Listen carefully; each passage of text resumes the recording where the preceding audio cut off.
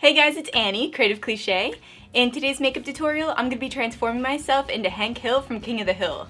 Guys, we had to cut out so much footage in this video because I just kept laughing. Like, I would see myself in the monitor as Hank and I was just like, it was too much. But if you guys want to see me transform myself into Hank Hill, then keep watching. I always start out by using a toner to keep my skin hydrated underneath of all these paints. Then, of course, I'm going in with a glue stick just to glue down my brows, and you guys have seen this a million times, so I'm just going to speed through this part. Now it's on to mapping out Hank. I always use black eyeshadow for this since you can just wipe it away if you make a mistake, so always just keep like some makeup remover on you with like a Q-tip and you're fine. The cool thing about this look is that all of his features line up perfectly with mine, so I pretty much just needed to manipulate them to look like Hank's. I wanted to start out with his glasses first since that's going to be the most time-consuming part, and then I'm moving right on to his eyes. Drawing on top of your eyelids is so tough because the skin there is really delicate and it also moves around really easily when you touch it. So it always helps to place a finger over top of your eyelashes. This is just going to gently close your eye without tugging on it. Moving on to foundation, I'm using the Maybelline Superstay in the shade 220, which is my summer shade, since Hank is definitely tanner than me because he's always like outside drinking, so had to make him a little darker. I'm just spreading this all over the bigger areas using my hands, and then I'm going in with the Q-tip for those smaller detail areas. To set that foundation, I'm just going in with my Pretty Vulgar setting powder, and this is just going to keep that foundation in place and mattify it a little bit, so it's not going to like get shiny or anything. Now that his skin color is set, it's time to move on to the facial features. His nose is a little wider than mine, so I'm just going in and extending my nostrils, and I'm also adding that like bottom line on his nose that connects into his nose holes. That could have been explained better.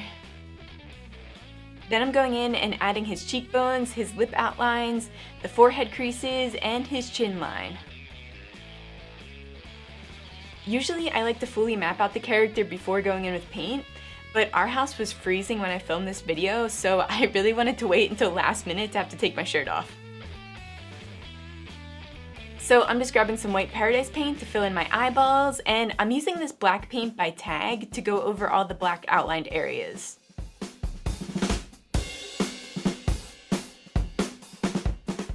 For my eyes, I didn't want to smear any of the black paint from those glasses, so I folded up this cotton wipe and pressed it against my eyelashes just to like gently close my eye like I showed you guys before. I'm just using it with the cotton wipe just so that I can get that outlining accurate.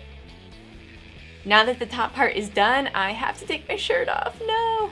There really isn't much detail here. As you guys know, Hank just always wears a white shirt, so I'm pretty much just mapping it out using eyeshadow, and then I'm filling it in using that same white Paradise paint.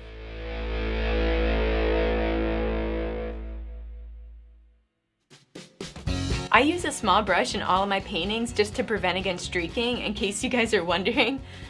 I get so many comments from people being annoyed about seeing me use a small brush for a big area, but I'm telling you, every time I use a huge brush, it just gets all streaky and then I have to go over it like a million times. Like, that's just a waste of time. It makes no sense. I'm not doing that. Anyway, I'm just outlining this with some black paint, and then I'm moving on to the hair. Hank and I have very similar hair color, so I decided against using a bald cap, but instead I'm going to create a prop just to square off my head a little bit and extend the forehead space, and I'm just going to use my actual hair for the sides of his hair. Does that make any sense? After I drew up that headpiece, I'm just going to put that to the side for now until we finish up the rest of the details. So I'm going in with an eyeshadow to map out his pupil, filling it in with some black paint, and then I'm going in with a white cream paint just to add that little highlight there to his eye.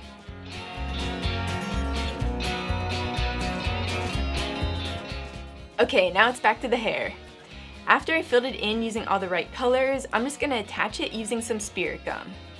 Hank's hairline extends out a little further than mine, so I'm just extending my hairline out to meet that paper prop there, just to give it that like squared off look.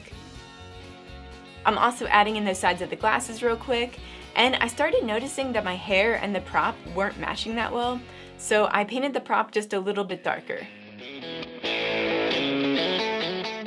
To finish out the look, I needed to make my ears look a little smaller, so I'm just chopping off that bottom half of my earlobe and then I'm painting it to blend into the background, and then I'm re-outlining it to give them a new ear basically.